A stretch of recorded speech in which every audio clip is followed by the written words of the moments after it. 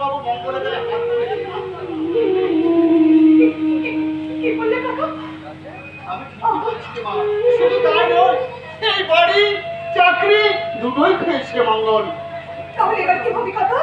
কি আর হবে?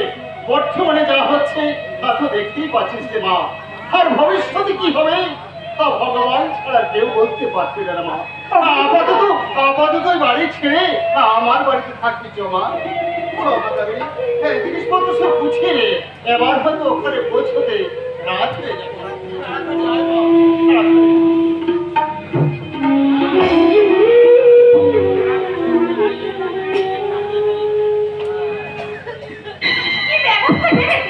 করবো পাখি করবো, তোকে পাঠিয়ে যখন কোনো কাজ হয়নি তখন মন্ত্রীকে দলকে পাঠাতে হবে।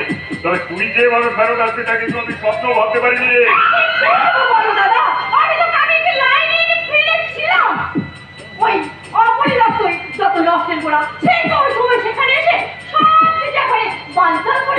ওই অবনীও দেখছি সালা পথের কাটা,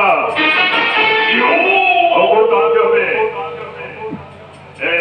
মন্থর বলো তার শুনলাম মেয়েটা গুনগুন নাকি অবনীর ঘরে উঠেছে আজ রাতে। বাস আর বলতে হবে না, আর বলতে হবে না। এশিয়ানে গেলে ইশারাই কফি হয়। শোন এই টাকা উঠে না। আরে এবার আসি ওস্তাদ। আরে প্রাণে মারবি না, মার্ডারকে সেই পুলিশ কত বেশি টাকা নেয়। পাঁচশোনা দুটো ছেটে দিবি, কত উঠে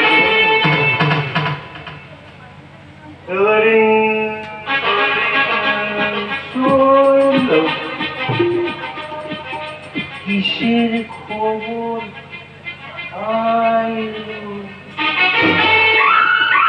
বিভঙ্গুর বউ বলেছে রমণী দত্ত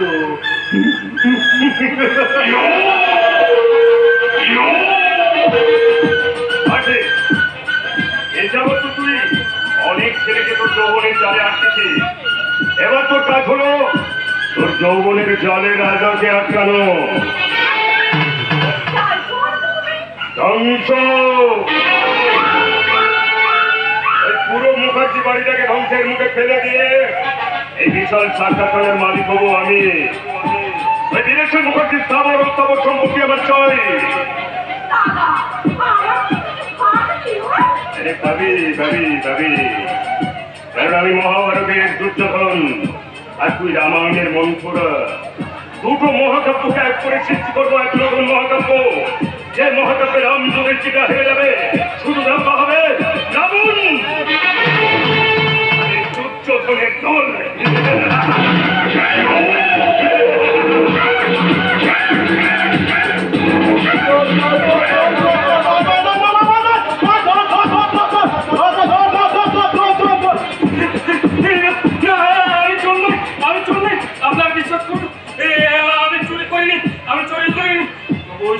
সমাজের অশিক্ষিত লোকগুলো আমাকে চোর সন্দেহ করতে আসছে।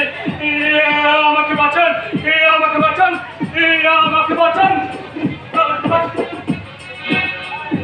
কি হলো শুনতে পাচ্ছি না? আমাকে বাঁচান, আমাকে বাঁচান, আমাকে বাঁচালে আপনার ঘুরে এমন কিছু পাপ হয় না গো বাবু। আমাকে বাঁচান। সম্পূর্ণ হিসেবে আমি আমার সঙ্গে ভয় করি। সত্যি ওই লোকগুলো হাত তুলে যদি বাঁচতে চান তাহলে তাহলে আপনি ওই সাইডে লুকে বলুন। যান যান যান যান ওই সাইডে। কবে কবে এই দেশের মানুষগুলো অসৎ পথ ত্যাগ করে সৎ পদ্ধতি বাঁচতে থাকছে? দাদা দাদা এখানে কই পাগলাতে আসতে দেখিয়েছেন? বাবু কেন বলুন তো ভাই? আরে আমার দোকান থেকে একটু পাউরুটি চুরি করিয়া পালাচ্ছিল। लेकिन আপনাকে বহু চেনা চেনা লাগছে। আপনি ফেমাস প্রিন্টার সুরেশ কুমার আছেন না? আরে না ব্যাপারটা হচ্ছে, আরে না না ছুপাবার কোনো কোশিশ করবেন না, কোনো কোশিশ করবেন না। আমি কেক পাউরুটির দোকানই হলে কি হবে? अभी अभी 2-4টা ফিল্ম भी প্রডিউস করা ধান্দা করছি। इसलिए तो আপনার আমি বহু ছবি দেখলাম। আপনি তো হ্যাপি অভিনয় করেন। लेकिन এই মাঝরাস্তা এভাবে পাইদলমি কেউ যাচ্ছেন? আরে না আমার কোনো ভুল হচ্ছে। আমি হয়তো সুরেশ কুমারের মতো দেখতে হলেও আমি একজন সাধারণ পাবলিক। আপনার কোনো ভুল হচ্ছে। ও ভাবে হয়তো। তাহলে পাগলাটাকে দেখতে পেলে আপনার দোকানে পাঠিয়ে দেবেন? আরে না না না আমার দোকানে নয়, ওকে থানায় পাঠিয়ে দেবেন। কেমন চলি? জয় সিয়ারাম, জয় সিয়ারাম, জয় সিয়ারাম, জয় সিয়ারাম, জয় সিয়ারাম।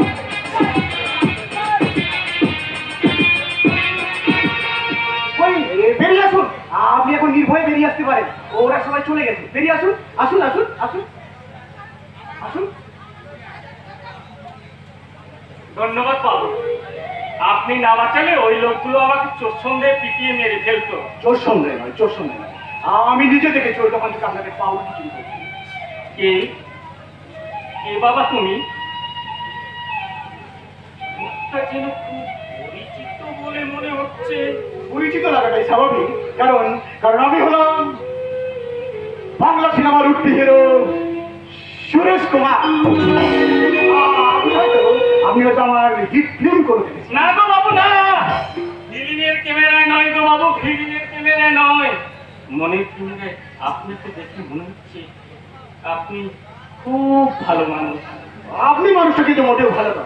উত্তর দিন, উত্তর দিন, ওই দোকান থেকে ওইভাবে পাউরুটি চুরি করছিলেন কেন? উত্তর দিন। চুরি চুরি করে দেশের নেতারা সব বিষয় সম্পত্তি ভাগ করে দিয়েও যদি কোনো তাহলে একটা পাউরুটি চুরি করে গেলে আমার কেন দোষ হবে গো বাবু? আপনি আপনি পরিচয়টা জানতে পারি? মানুষ গো বাবু, আমি একটা সত্যিকারের মানুষ।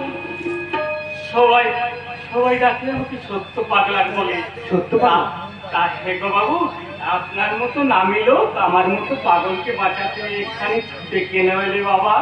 আমি আপনাকে বাঁচাতে আসিনি, আমি শুটিং এর জন্য গাড়ি নিয়ে যাচ্ছিলাম, হঠাৎ আমার গাড়িটা খারাপ হয়ে যায়, তাই আমি শেষ সেই পথে যাওয়ার পথে আপনাকে দেখলাম, মানে আপনার সঙ্গে আমার দেখা হয়ে গেল আর কি। সত্যি সত্যি, তুমি যদি ওই সময় না আসতে তাহলে ওই লোকগুলো আমাকে চোর সঙ্গে পিটিয়ে মেরে ফেলতো। এতক্ষণ হয়তো পুলিশের জিপ আমার লাশটা নিয়ে যেত। এই দেখুন, আপনাকে আমি যেন তুমি বলে ফেললাম, কিছু মনে করবেন না। আরে কেন মনে করবো, কেন মনে করবো? আপনি আমার থেকে বয়সে অনেক বড়, আর আপনি আমাকে তুমি করে বললো আমার কোনো অসুবিধা নেই। তা অবশ্যই ঠিক, তুমি তো বাবা আমার ছেলের মতো। খবরদার খবরদার খবরদার, নিজেকে আমার বাবা বলে ভাবার চেষ্টা করবেন না। করুন করুন, বাবা শব্দটা করে মূল্য আমার জীবনে নেই। এ কি বলছো? ঠিকই বলছি, ঠিকই বলছি। পৃথিবীতে আসতে গেলে প্রত্যেকটা প্রাণীর জীবনে একটা করে বাবার প্রয়োজন হয়। ব্যাস ওইটুকু প্রয়োজন, অতিরিক্ত বাবা শব্দটা শুনলে আমার মাথার মধ্যে আগুন জ্বলে। Anyway, আমার শুটিং এর সময় হয়ে যাচ্ছে, আমি এখন চলি। তোমার চোখের কোণে জল কেন? জানেন সত্যবাবু, আমার বয়স যখন সবে 10, মায়ের মুখে শুনেছি বাবা বাবা আবার একটা বিয়ে করে দ্বিতীয় পক্ষে স্ত্রীকে নিয়ে বাড়িতে আসে। লজ্জায় ঘৃণায় অপমানে চরিত্রিত হয়ে আমার মা আমার এই ছোট্ট ছোট্ট হাত দুটো ধরে বাবার একখান ছবি নিয়ে ওই বাড়ি থেকে বেরিয়ে চলে আসে। মা যতদিন বেঁধেছিলেন ততদিন শুধু কেঁদেই গেছে। তাই তাই আমি আমার মায়ের চোখের জলে মুছে দিয়েছি আমার বাবার দেওয়া এই পদবিটা। খোঁজার চেষ্টা করেনি?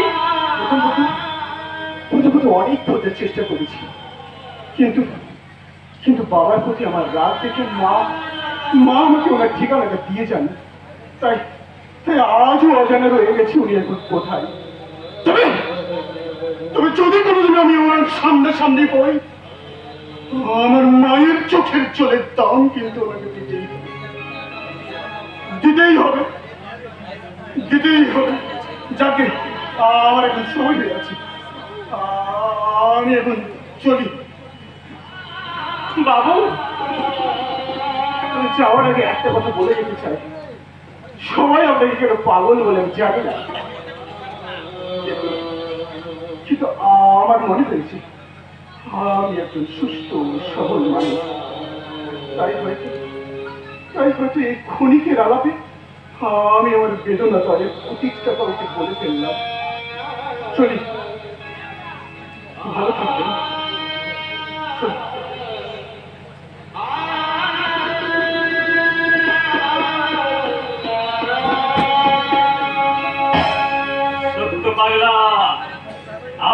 তোমার সাথে দেখা হয়ে গেল জীবন নাটকের এক নতুন চরিত্রের সঙ্গে। বাবার ভালোবাসা থেকে বঞ্চিত হয়ে আমরণ যন্ত্রণাকে বয়ে নিয়ে বেড়াচ্ছে সুরেশ বলে ওই ছেলেটা। কিন্তু কিন্তু ওর বাবা কেন করছিল দ্বিতীয় পক্ষের বিয়ে? শুধুমাত্র কামনা চরিতার্থ করার জন্য, নাকি এই ঘটনার অন্তরালে লুকিয়ে আছে মনুষ্যত্বের অন্য কোন কাহিনী? জানি না।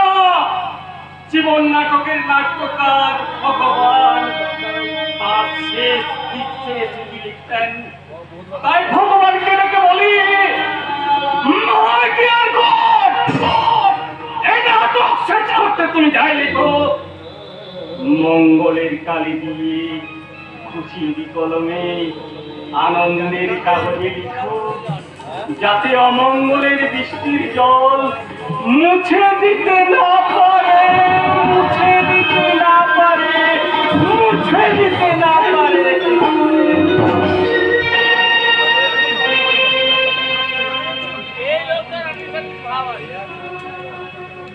সন্ধে প্রায় হতে চলেছে, তাড়াতাড়ি চল মা। সন্ধে কি করছো কাকা? সন্ধ্যের আধার কি ঘনিয়ে এসেছি। তোমার বাড়ির কত দূর? তোমার বাড়ি আর কত দূর বলো? বেশি দূর নয় মা, এই কিছুক্ষণ পাশেই রাস্তার মোড়ে একটা পানের দোকান, জিজ্ঞাসা করলেই বলে দেবে। আচ্ছা ঠিক আছে, তাহলে এক কাজ করো, এই বাবাকে নিয়ে তুমি তোমার বাড়িতে যাও, আমি একটা ছোট্ট কাজ সেরেই আসছি। কাজ? কি কাজ মা? বাবা, জীবনে আর কোনোদিন আমার রাজার সঙ্গে দেখা হবে কিনা আমি জানি না, তাই জীবনের এই শেষ একটা চিঠি আমি রাজার জন্য লিখেছিলাম। কাছে একটা পোস্ট অফিস আছে, ওখানে চিঠিটা পোস্ট করে দে, আমি এক্ষুনি আসছি, তোমরা যাও কেমন? শোন, কাজের লোক, শোন। বাবা কিছু ডাকলে কেন তোমরা? বলছিল মা, ওই পোস্ট অফিসের সামনে দেখবি একটা রিক্সা স্ট্যান্ড, আসার সময় একটা রিক্সা নিস, কারণ এই নতুন এলাকা তো, এই সুবিধা হবে। আমাকে নিয়ে তোমাদের কিছু চিন্তা করতে হবে না, আমি যাবো আর আসবো। তোমরা যাও, আমি এক্ষুনি আসছি। ঠিক আছে, কোনো অসুখ শক্তি যেন তোকে কোনো ক্ষতি করতে না পারে মা। আশীর্বাদ করো, তুই ভালো থাকবে। এসো মঙ্গল, এসো। তুমি এসো, আমি এক্ষুনি আসছি। বাবা যাও। বাবা, বাবা রবনী কাকা আমাকে আমাকে যেভাবে আশীর্বাদ দিয়ে ঘিরে রেখেছি, তাতে তাতে কোনো অশুভ শক্তি আমাকে কখনো গ্রাস করতে পারবে না। কিন্তু আমি যাই, তাড়াতাড়ি চিঠিটা পোস্ট করে দিই। রাজা মনে হয় 2-1 দিনের মধ্যে চিঠিটা পেয়ে যাবে, কিন্তু চিঠিটা যদি ওর হাতে না পৌঁছায়, ও যদি চিঠিটা না পায়, তাহলে যে আমার জীবনে অনেক ক্ষতি হয়ে যাবে। না না, আমি যাই, তাড়াতাড়ি চিঠিটা পোস্ট করে আমি অবনী কাকার বাড়িতে চলে যাই।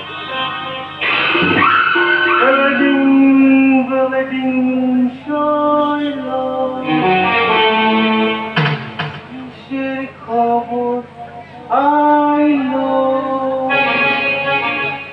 চিঠিটা চিঠিটা আমাকে দাও সুন্দরী। আমি আমি পোস্টম্যানের আগে তোমার চিঠিটা আমি পোস্ট করে আসবো।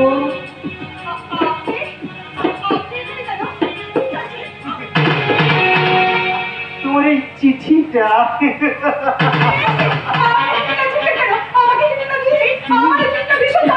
দরকারি।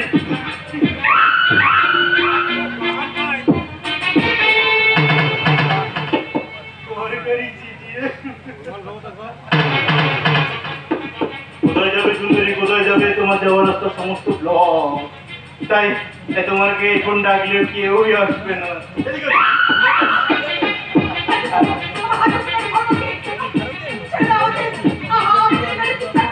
আরে আরে আরে তুমি তো আরে আরে বুড়ো ভামগুলোকে ডেকে কোনো লাভ নেই। পারলে পারলে তো ওই নাগর রাজাকে ডাক, রাজা। দেখি দেখি তোর আসি কিনা।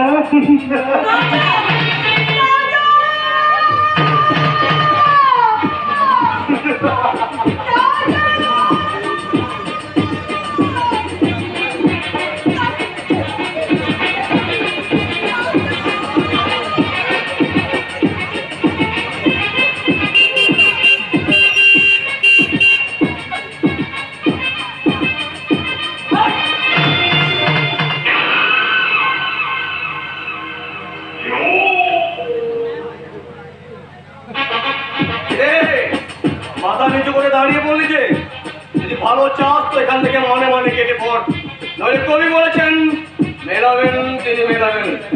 আমি কিন্তু ম বলি না, ক বলি। কেলাবেন তিনি কেলাবেন।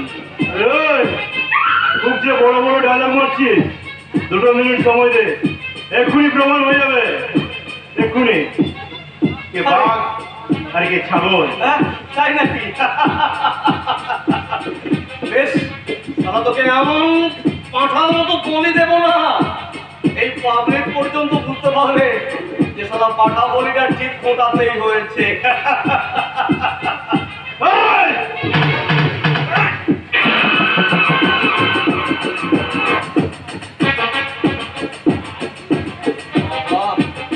পাঠা বললাম বলে খুব এবার দ্রুততে চলে এলো। আরে বাবা, যদি এত লাভ তাহলে জিজ্ঞাসা কর না, ছাগলের দাম বেশি না পাঠার দাম বেশি? আরে যেটার দাম বেশি তখন আমি সেটাই বলবো। হ্যাঁ,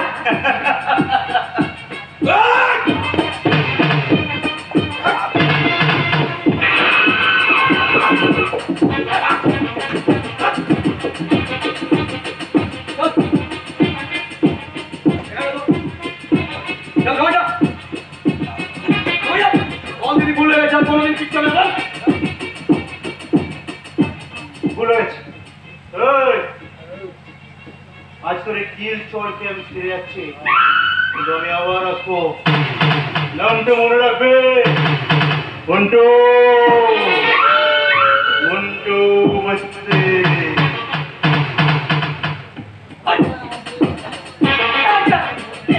রাজা, আমার রাজা। কাঁদতে কেন গাড়ি? আমি তো আছি, আমি তো আছি। কিন্তু তুমি যদি ঠিক সময় না এখানে এসে পৌঁছতে, তাহলে এই মুহূর্তে আমি যা তোমাকে দেখাতে পারতাম না রাজা। এই মুহূর্তে আমাকে আত্মহত্যা না গাড়ি, আমাদের ভালোবাসাকে ছুঁড়ে ফেলে দিয়ে তুমি আমাদের স্বপ্নগুলোকে ভেঙে গুড়িয়ে দিয়ে একা একা এই পৃথিবী ছেড়ে চলে যেতে পারতে। জানো, ওই ছোট্ট মুখ থেকে বাবা দীপঙ্করের সমস্ত গল্প, সমস্ত ষড়যন্ত্রের কথা শুনে আমি নিজে তোকে খুঁজতে বেরিয়েছি। অবলিকতা না করতে হয়তো আমাদের পথে পথে ঘুরে বেড়াতে হতো রাজা। ঠিক আছে, এই তুমি আমায় ভালোবাসো, এই তুমি আমায় বন্ধু হবো। হ্যাঁ, আমাদের বাড়ি থেকে আসার আগে কেন কেন আমাদের ভালোবাসার দাবি নিয়ে তুমি আমার বাবাকে জিজ্ঞাসা করলে না? আমাদের ভালোবাসার কথাটা বলো, কেন কেন কেন? তোমার ভালোর জন্য রাজা। আমার ভালোর জন্য? আমার আশাকে আশাহত করে আমার বাড়ি থেকে চলে মতো চুপি চুপি পালিয়ে এসেছো আমার ভালোর জন্য? না না না না পারি না, এটা আমি পরবর্তী মুহূর্তে মেনে নিতে পারলাম না। কেন পারছো না? কারণ পার্থিবী তোমাকে ভালোবাসি, আর পার্থিকে বিয়ে করলে তোমার ভবিষ্যৎটা উজ্জ্বল হবে। তুমি তুমি অনেক বড় হতে পারবে। ওই পার্থিবী মেয়ের বাবা তোমাকে যা দিতে পারবে, আমার গরিব বাবা যেটা দিতে পারবে না রাজা। চাই না, চাই না খাবি, চাই না, চাই না, চাই না আমি আমার বাবার তৈরি বংশমর্যাদা আমি তোমাকে চাই খাবি। চাই না, চাই না আমি আমার উজ্জ্বল ভবিষ্যতের হাত জানি আমি তোমাকে চাই খাবি। চাই না আমি বিদেশ ভ্রমণের সুযোগ সুবিধা আমি তোমাকে চাই খাবি। তাই তো এই মুহূর্তে আমার বাবার তৈরি এই বংশ মর্যাদা আমি যাতে চাদরটা মাথা থেকে ছুঁড়ে ফেলে দিয়ে আমি তোমাকে পড়াতে চাই, সততার বেনারসি। এই মুহূর্তে আমার বাবার তৈরি ওই বংশ মর্যাদার টপরটা মাথা থেকে ছুঁড়ে ফেলে দিয়ে আমি তোমাকে পড়াতে চাই সততার শাখা। এই মুহূর্তে আমি সমস্ত গ্রামবাসীকে আমার মা বোনদের সাক্ষী রেখে আমি আমার হৃদয়ের সিঁদুর দিয়ে আমি তোমায় বিয়ে করবো কাদেরি।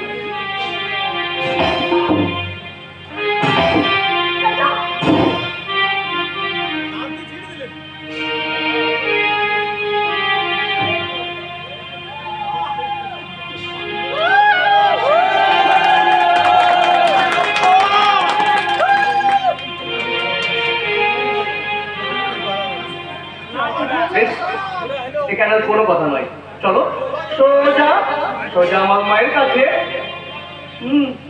যেতে যেতে কিছু কথা, যেতে যেতে কিছু কথা বলবো তোমার কানে কানে। যেতে যেতে কিছু কথা বলবো তোমার কানে কানে। ও বন্ধু, ও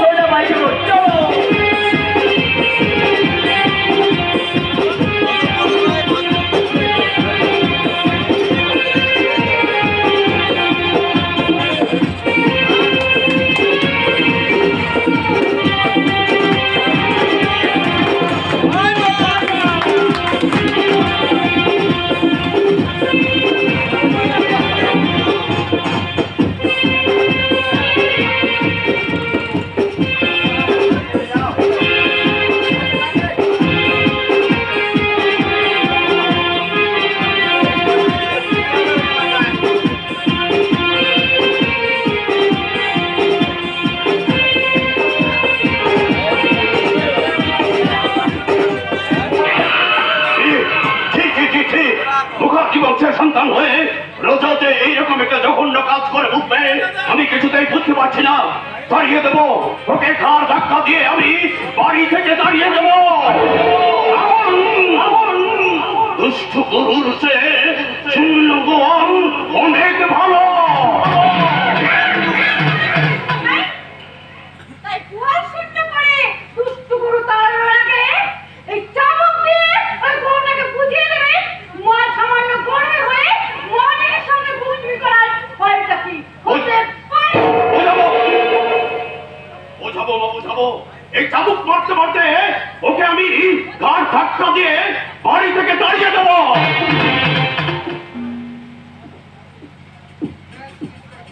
বলছো দাঁড়াবে, আর না হয় তাড়িয়ে দিলে। যতই হোক তুমি ওর জনতা বাবা। তখন দেখবি না যদি তোমার ছেলে ও রাস্তা রাস্তায় খেয়ে খেয়ে করে ঘুরে বেড়াচ্ছে, তখন কি তুমি তা সহ্য করতে পারবে? বাবা, তুমি এখনো মেসমশাইকে চেনো না। রাজা ওই সম্পর্কে কাঁচটা ভেঙে গুড়িয়ে দিয়েছে। সেই কাঁচ আর কোনোদিন জোড়া লাগবে না, তাই না মেসমশাই? রাইট রাইট, সেই ভাঙা কাজ যাতে জোড়া না লাগে তার জন্য ওই লজাকে আমি তেজ্জাপুত্র করবো।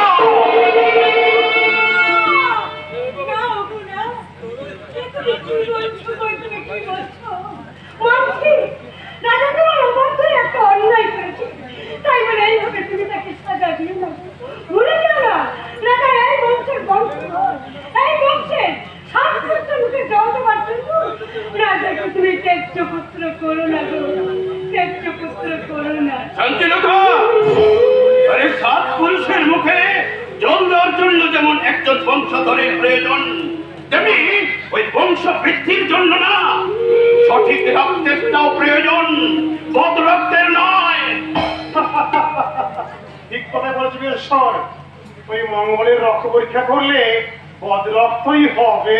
আরে বাবু, মাথাটা চিবিয়ে খাওয়ার জন্য নিজের ছেলে মেয়ের মাথা তো ছিলই। আমার স্বামী মাথাটা না চেবালে কি চলছিল না? শান্তিলতা,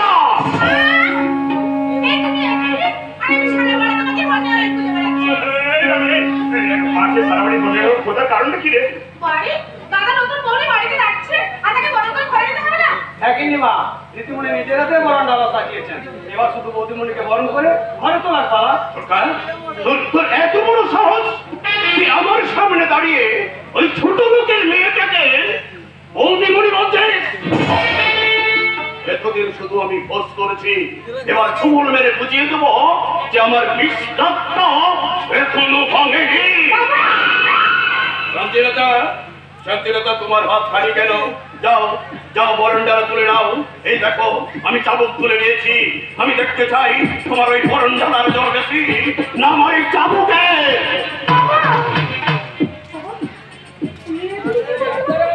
আজকে দিনে তুমি দাদাকে হাত তুলবে, ওর দেহ থেকে তুমি রক্ত ছড়াবে। হ্যাঁ, ধরাবো ধরাবো, রক্ত ধরাবো। কারণ তোমার ওই দাদা ওই মঙ্গলের মেয়ের মাথাতে সিঁদুর দিয়ে আমাকে চাবুক ধরাতে বাধ্য করেছে। অবনীকে আপনি তো বাবার বন্ধু, বাবাকে একটু বুঝে বলুন না। আমি আর কি বলবো?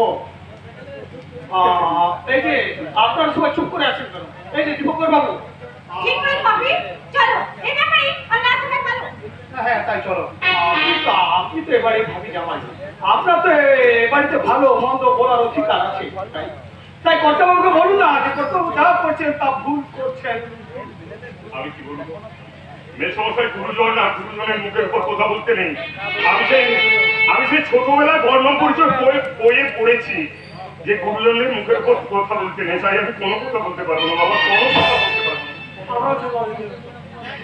রানীদি, ওনার কিছু না বললেও আমি কর্তাবাবুকে বলবো।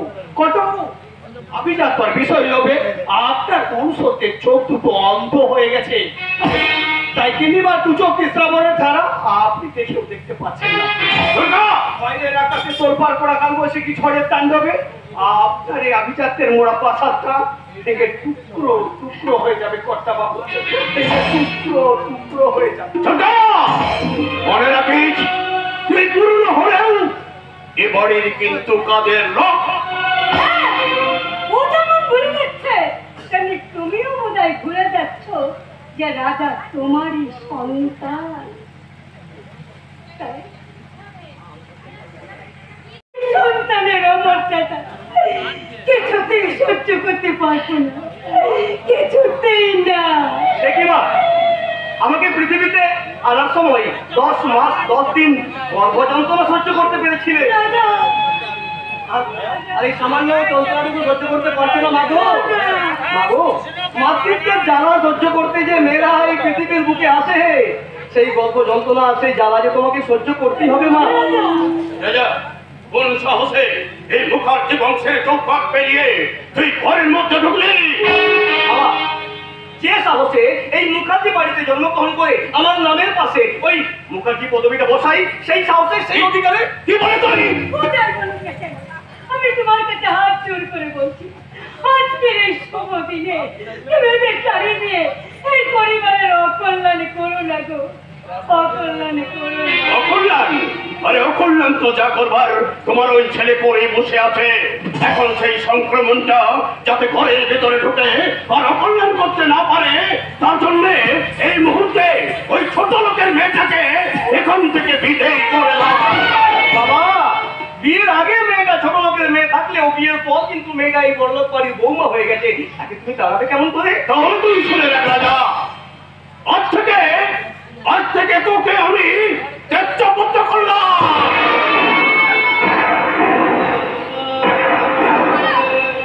চুপ করো বাবা, তুমি চুপ করো।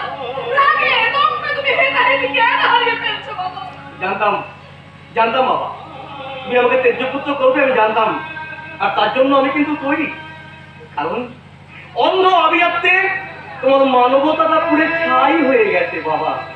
তাই তো মানবতা পড়ার গন্ধে এ বাড়িতে শ্বাস নিতে আমার কষ্ট হচ্ছে। তাই এই বাড়ি ছেড়ে আমাকে যে চলে যেতেই হবে বাবা, আমাকে যে চলে যেতেই হবে। না না বাবা, আমার জন্য তুমি কেন এই বাড়ি ছেড়ে চলে যাবে? বাবা বাবা, অনেক দিন ধরে আমি এই বুকে আশা করে বসে আছি যে আমি এই মুখার্জি বাড়ির বউ হয়ে এসে আপনাদের সেবা করব। আমাকে সেই সেই অধিকার থেকে আপনি দয়া করে বঞ্চিত করবেন না বাবা। শুনেছি আপনাদের বাড়িতে নাকি অনেক চাকরানি আছে, আমি তাদের মাঝেই থাকবো। আপনারা যা খেতে দেবেন আমি তাই খাবো। শুধুমাত্র একটুখানি আশ্রয় আমাকে এখানে দিন বাবা। মেয়েদের বিয়ের পরে শ্বশুরের পেটেই যে স্বর্গ হয়।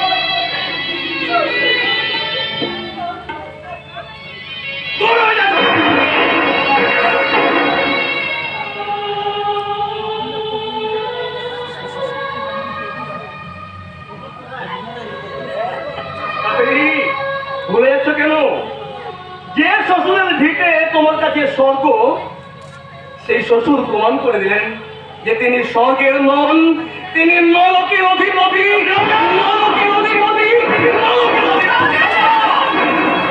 আমার সামনে দাঁড়িয়ে আমাকে এইভাবে অপমান করলে চাপটা পিটেন সব তুলে নেব।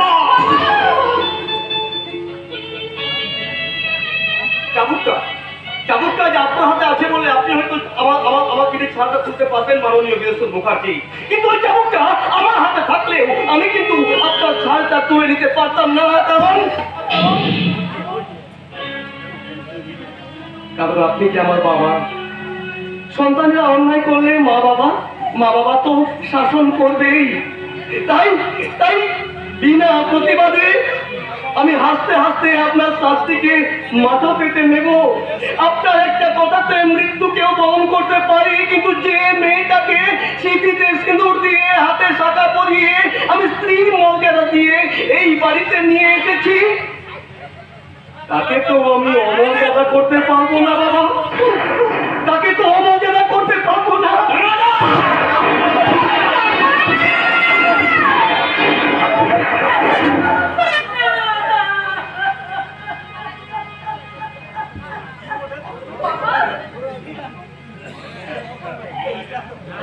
তুমি কি করলে গো?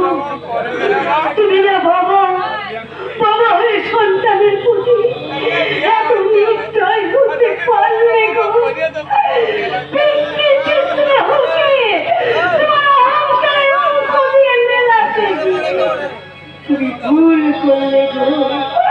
ভীষণ ভীষণ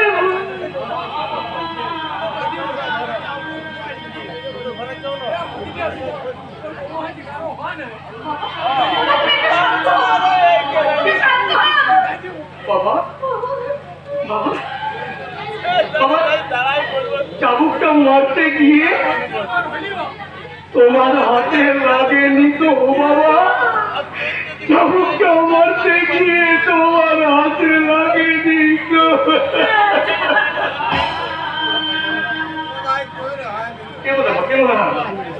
একেবারে কাঁদবে না মাগো, তোমার চোখের জলে আমাদের চলার পথে বিচ্ছল হয়ে যাবে মা। একদম কাঁদবে না মা, একদম কাঁদবে না। মাগো, শুনেছি নতুন বউকে বরণ করার জন্য বরণ ডালার প্রয়োজন হয়, তাই তাই মুখার্জি বাড়ির অন্তরে নাই হোক আপনার অন্তরে ঠাই দিয়ে বৌদিমণিকে আপনি বরণ করে নিন। কে নেবা বৌদিমণি? ঠিক বলেছিস চন্দ্র, তুই ঠিক বলেছিস। আমি তোকে বরণ করবো, কারণ আমি যে মা, তাই মা হয়ে আমি আমার ছেলে বৌমাকে বরণ করে দেব।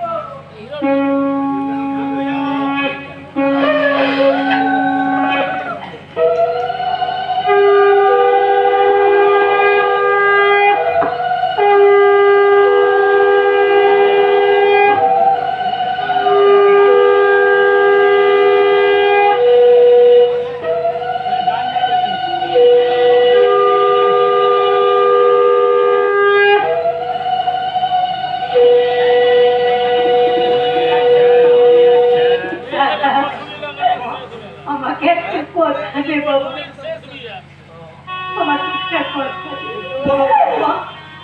তোর বাবা তোর গায়ে হাত তুলে চরম অন্যায় করেছে, তাই তোর বাবার প্রতি খুব বুকে পুষে রেখে তুই যেন খুশি রাখিস। তাহলে যে এই সংসারে চরম অভিশাপ হয়ে নেবে আমাকে। তাই মা হয়ে আমি তোর কাছে হাত জোড় করে ভিক্ষা চাইছি, তুই তোর বাবাকে ক্ষমা করে দিয়েছি। তোর বাবাকে ক্ষমা। মাগো, বাবার ওই ভুলকে আশীর্বাদের ফুল মনে করে আমি বাবার শ্রী চরণে শ্রদ্ধাঞ্জলি দিয়ে বলবো, পিতা স্বর্গ পিতা ধর্ম পিতা হি পরমং তপঃ পিতোরি পৃথিবীমপন্নে প্রিয়ন্তে সর্বদেবতা। মা তোমাকে বলবো, জননী জন্মভূমিশ্চ স্বর্গাদপি গরীয়সি, জননী জন্মভূমিশ্চ স্বর্গাদপি গরীয়সি, জননী জন্মভূমিশ্চ স্বর্গাদপি গরীয়সি।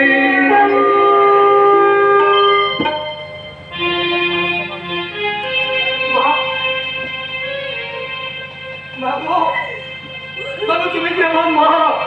এই পৃথিবীতে সন্তানের সবচাইতে কাছে, সবচাইতে আপন। তাই তো তুমি আমাকে গর্ভযন্ত্রণা সহ্য করে এই পৃথিবীর মুখে দিয়ে এসেছ। তাই আমি তোমাকে বলছি মা, এই পৃথিবীতে তুমি আমার সবচাইতে আপন।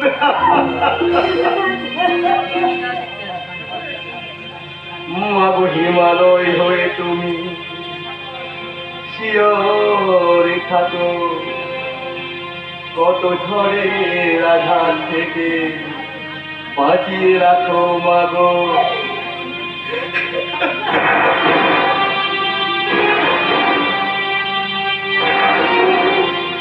মাগো, হিমালয় হয়ে তুমি শিয়রে থাকো, কত ঝড়ের আঘাত থেকে বাঁচিয়ে রাখো মাগো।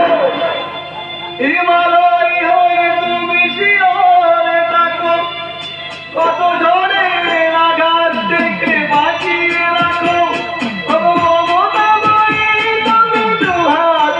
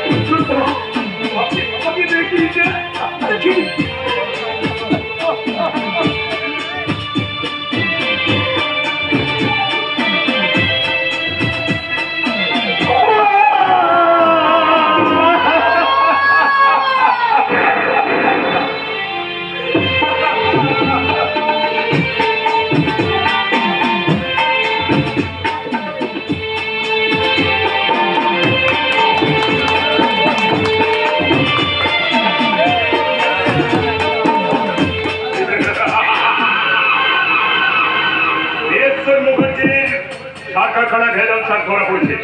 সকাল থেকে বাড়িতে ফোনের পর ফোন আছে। পুলিশ মন্ত্রী দুরম্বরী সার উৎপাদনের বিরুদ্ধে স্টেপ নেবেন বলে জানিয়েছেন। সেদিন থেকে সার কারখানার ম্যানেজিং ডাইরেক্টরের আসনে বসেছি। সেদিন থেকে সারা সারে ভেজাল মেশিয়েছি আমি।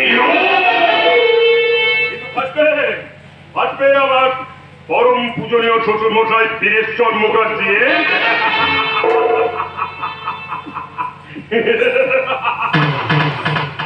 বন্ধ করো আপনি বন্ধ করে আজকের এই খবরের কাগজটা দেখো। বাবা ওটা আমি অনেক আগে দেখেছি। তবুও তুমি হাসছো দীপঙ্কর তুমি শুধু আমার জামাই নও, তুমি আমার উত্তরসূরিও বটে। তোমাকে কারখানার দায়িত্ব দিয়ে আমি তো নিশ্চিন্তেই ছিলাম। তোমাকে আমি বিশ্বাস করেছি দীপঙ্কর, আর তুমি সেই বিশ্বাসের সুযোগ নিয়ে এত বড় অবিশ্বাসের ছোবরটা মারতে পারলে। আপনি কি বলছেন তো? ঠিকই বলছি। যদিও প্রথম আমি সার কারখানায় আসতাম, কিন্তু তোমাকে ম্যানেজিং ডিরেক্টরের দায়িত্ব দেওয়ার পর থেকে সেই কারখানা যাওয়া আমি টোটালি ছেড়ে দিয়েছিলাম। বিশ্বাস করুন বাবু, বিশ্বাস করুন, সারের ভেজালের ব্যাপারে সত্যি আমি কিছু জানি না।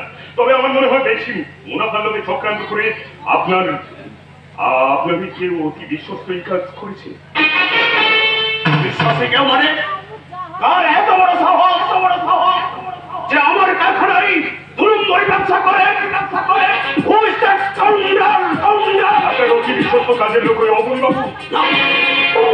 না, অবনী এ কাজ করতে পারে না। তুমি বোধহয় ভুল করছো দীপঙ্কর। আমি ভুল তো করেছি। আপনার মতো অবনী বাবুকে বিশ্বাস করে আমি ভুল করেছি। অবনী আমার এত বড় ক্ষতি করেছে। শুধু তাই নয়, ওই অবনী বাবু কাছ থেকে চুরি করেছে 1 লক্ষ টাকা। আমি জানতাম এই খবরটা শোনার পর আপনি মুছতে পড়বেন, কিন্তু বাস্তবটাকে তো মেনে নিতেই হবে। হ্যাঁ, বাবার সঙ্গে সত্যি যেদিন থেকে আমি সার কোম্পানির ম্যানেজিং ডাইরেক্টরের আসনে বসেছি, সেদিন থেকে আপনার সামনে সারের কোয়ালিটি টেস্ট করে পজিটিভ রিপোর্ট নিয়ে ডেলিভারি ফাইল সই করেছি। উত্তর দিন আমি সত্যি বলছি না কি মিথ্যে? হ্যাঁ সত্যি কথা বলছেন, কিন্তু এর মধ্যে আবার কিন্তু কি সই করার পর সার ডেলিভারি করার সমস্ত দায়িত্ব আপনার এমআই কারেক্ট? আচ্ছা হ্যাঁ, তাহলে অবনী ওই অরিজিনাল সার দীপঙ্কর টেস্ট করার পর সেই সার ডুপ্লিকেট হয়ে মার্কেটে গেল কি করে? বুঝতে পারছি না স্যার। বুঝতে পারছেন না নাকি বুঝো না বোঝার ভান করছেন? আপনি কি বলছেন দীপঙ্কর বাবু? আপনি কি বলছেন? আপনি বিশ্বাস করুন স্যার, এই ভেজাল সারের ব্যাপারে আমি কিছুই জানি না। বড় এক চক্রান্ত চলে আমাকে জড়িয়ে দেওয়া হচ্ছে। চক্রান্ত? তুমি কি দীপঙ্করের বিরুদ্ধে কোনো কথা বলতে চাইছো? আমি কারো বিরুদ্ধে কিছু বলছি না স্যার, আমি নিজে দাঁড়িয়ে থেকে ওই গাড়িতে অরিজিনাল সার লোড করিয়েছি। আর তারপর রাতের অন্ধকারে আপনার এই লোকজন সেই অরিজিনাল সার নামিয়ে গাড়িতে ঢুকে দিয়েছে ভেজাল সার। যার জন্য কোম্পানি হয়েছে বদনাম। আর আপনি সেই অরিজিনাল সার বিক্রি করে পেয়েছেন লক্ষ লক্ষ টাকা। মিথ্যে কথা।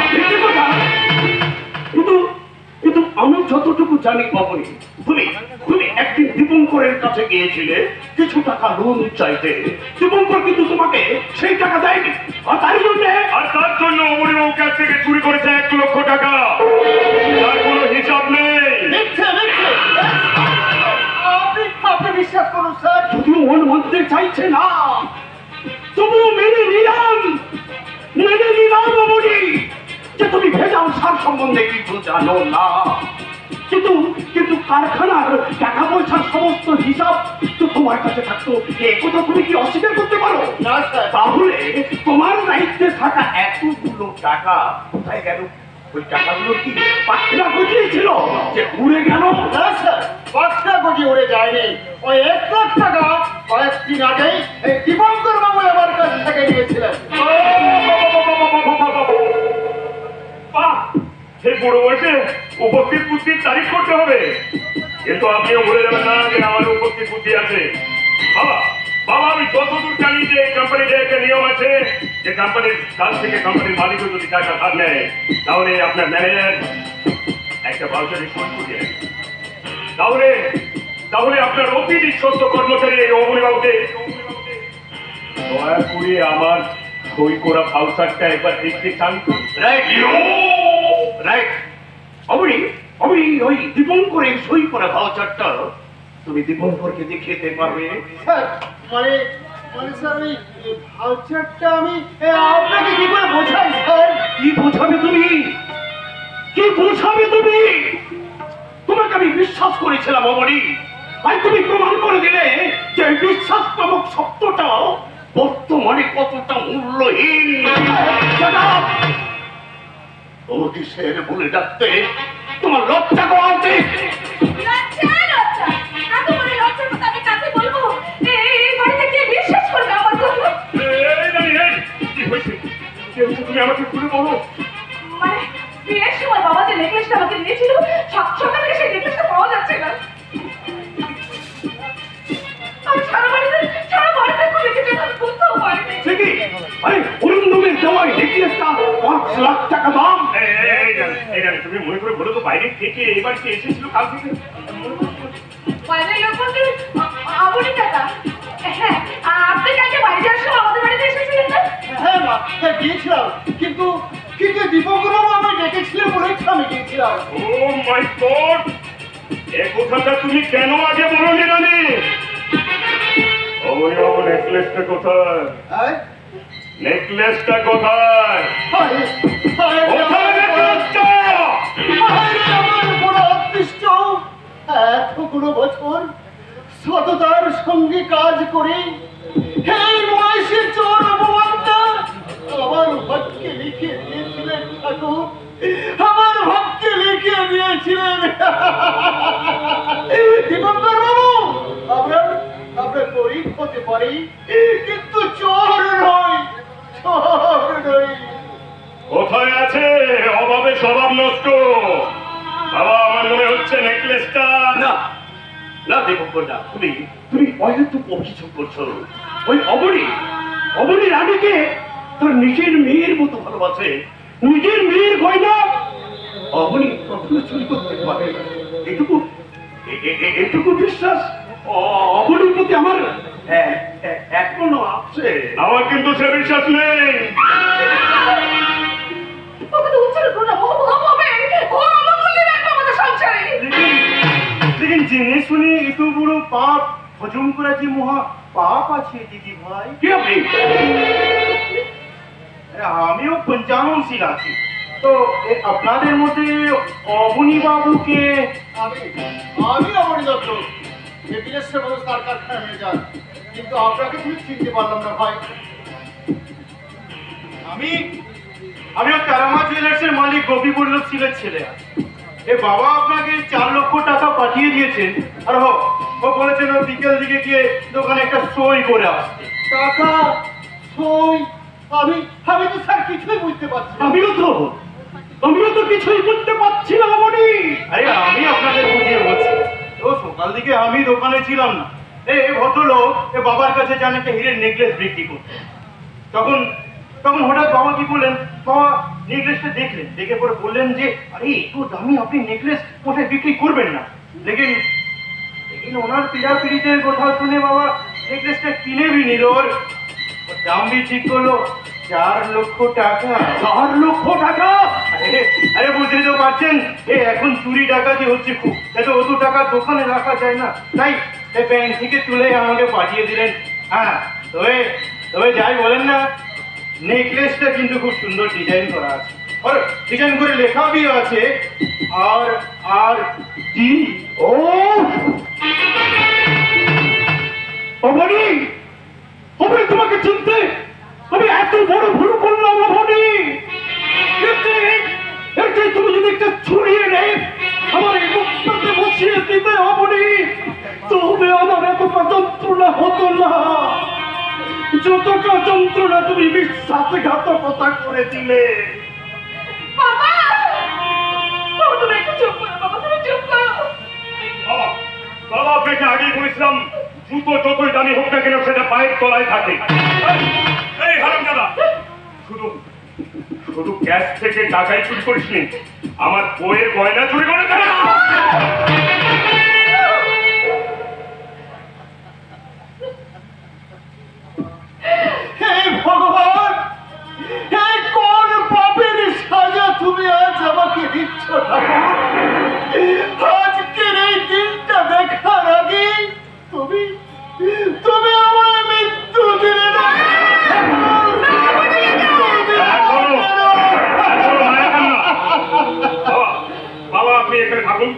তুমি এখানে দাঁড়াও, আমি এক্ষুনি থানাতে খবর দিচ্ছি। না না দেখো না, মানে যাবার প্রয়োজন নেই। ওই ওই অবনী আমার অনেক দিনের সাথী, ওকে আমি পুলিশের হাতে তুলে দিতে পারবো না। একটা সমুদ্র থেকে কয়েক কোটি জল তুলে নিলে সেই জলস্তর কমে যায় না। তবে অবনী তোমার এই মতিভ্রমকে হলো আমি জানি না। এই মুহূর্তে তোমাকে আমি জানিয়ে রাখতে চাই অবনী, তোমাকে আর প্রয়োজন নেই।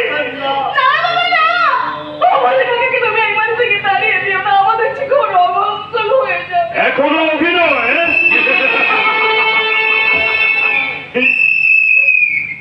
হাসি কি বিভৎস হাসি! তবে হাসি আমি আসছি না, আসছে চক্রান্ত, হাসছে শয়তান। পরাজিত ঈশ্বর মাথা নিচু করে অধর্মের আদালতে ধর্মের প্রাণদণ্ডের আদেশ শুনছে। কোথায় লোভ, লালসা, হিংসার কাটাবে তোলায় রক্তাক্ত হয়ে কাঁদছে। মায়া, মমতা, বিশ্বাস মিথ্যার কারাগারে সত্য বন্দী হয়ে বলছে, যাহারা তোমার বিষাইছে বায়ু, নিভাইছে তব আলো, তুমি কি তাদের ক্ষমা করিয়াছ? তুমি কি বেঁচেছ ভালো? কে আপনি এখানে প্রবেশ করলেন কি করে? বলে দারুণ নাকি সব খবর চায়? আপনার কারখানা তার নয় গো বাবু, সারা দেশের দারোয়ান আজ গাঁজা খেয়ে ঘুমোচ্ছে। তা না হলে দেশের সন্ত্রাসকারীরা সন্ত্রাস ছড়িয়ে দিচ্ছে কি করে? বাবা একে আমি খুব ভালো করে চিনি। একা তো পাগল, একে খুব ভালো করে চিনি। না চিনতেও তো পারেন গো বাবু, না চিনতেও তো পারেন। ভেবে দেখুন তো স্যার, সীতা রাবণকে চিনতে পারেনি, রাবণ বিভীষণকে চিনতে পারেনি, আর দশরথ কইকেয়ীকে চিনতে পারেনি বলেই কিন্তু রামায়ণ সৃষ্টি হয়েছিল। এটা পাগলামি করার জায়গা নয়। তাহলে পাগলামি করার জায়গা কোনটা গো বাবু? সারা পৃথিবীটাই আজ পাগলা কারো।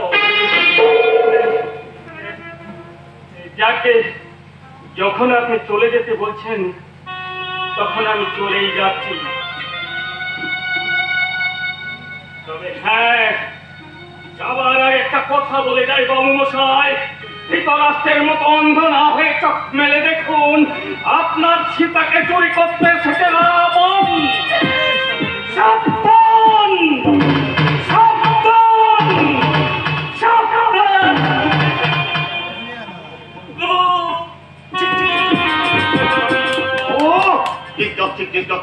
না, মাথাটা বড় যন্ত্রণা করছে। আমি এখন কি করি? বাবার শাস্তিটা শাস্তি শাস্তি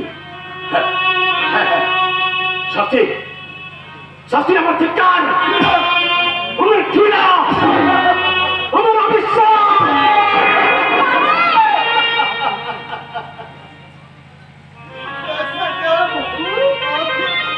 আপনি আমাকে যত কঠিন শাস্তি দিন না কেন, সব আমি হাসি মুখে সহ্য করতে পারবো, কিন্তু দয়া করে আপনি আমাকে অবিশ্বাস করবেন না স্যার, অবিশ্বাস করবেন না। কোন মুখে তোমাকে বিশ্বাস করবো বলতে পারবে না? কি বললেন স্যার? আমি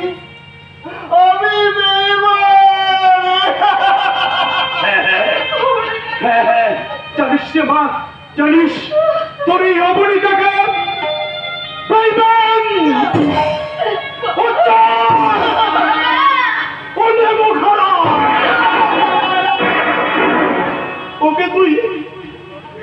ওকে তুই আমার কাছ থেকে চলে যেতে বল, চলে যেতে বল। আমি চলে যাচ্ছি স্যার, তবে যাওয়ার আগে একটা কথা বলে যাচ্ছি, এই পৃথিবীতে যদি ন্যায় অন্যায় থাকে, ধর্মের বিচার থাকে, তাহলে এত বড় অন্যায় যে করেছে তার বিচার একদিন হবে।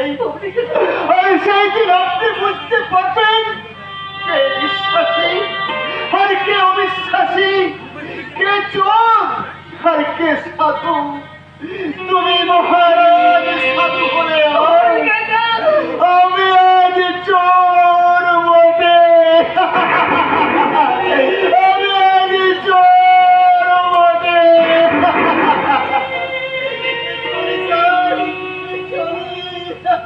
বাবা বাবা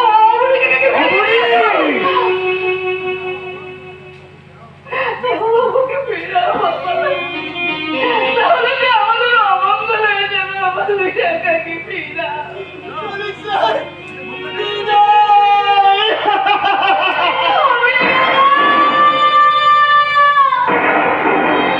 ঠিক কোথায় বলেছে বাবা, এইভাবে যদি অবনীবাবু চলে যায় তাহলে সারে ভেজা দেবে ব্যাপারে একটা কি হবে, মানে পুলিশ তো আমাকে ছেড়ে কথা বলবে না। ইসলামিক মনে করেন মুখার্জি, আপনার নামে একটা ওয়ারেন্ট আছে, তাই উপর বলে চাপে আপনাকে আমার কলেজে থানায় যেতে হবে। মুখার্জি বংশের ঐতিহ্যকে দুপায়ে মারিয়ে এভাবে কেউ কোনোদিন থানায় যায়নি অফিসার। তাই তাই আপনার কাছে করজোড়ে আমি বিনতি করছি যে এখন এই ব্যাপারটাকে আপনি আপনি আদালত পর্যন্ত গড়াতে দেবেন না। মুখার্জি, আপনি জানেন আইন সবার জন্য সমান। স্যার স্যার আমি বলছিলাম যে কিছু টাকা পয়সা দিয়ে আপনি কি ভেবেছেন আর 5টা পুলিশ অফিসারের মতো আপনি আমাকে গ্রুপ দিয়ে কিনে দিয়েছেন? না দীপঙ্কর বাবু, ইন্ডিপেন্ডেন্সের মধ্যে কিছু পুলিশ অফিসার আছে বলে আপনি মানে আপনারা সবাই কিন্তু সুস্থভাবে জীবনযাপন করতে পারছেন। মিস্টার দীপঙ্কর চ্যাটার্জি, একজন অন ডিউটি পুলিশ অফিসারকে ঘুষ দিতে আসার অপরাধে আমি কিন্তু আপনাকে অ্যারেস্ট করতে পারি, কিন্তু না, আপনি প্রথমবার না জেনে ভুল করেছেন তাই আপনাকে আমি ছেড়ে দিলাম। দ্বিতীয়বার যদি এই ভুলটা করেন তখন আমি কিন্তু বলে যাব যে আপনি বৃহস্পতি মুখার্জির জামাতা।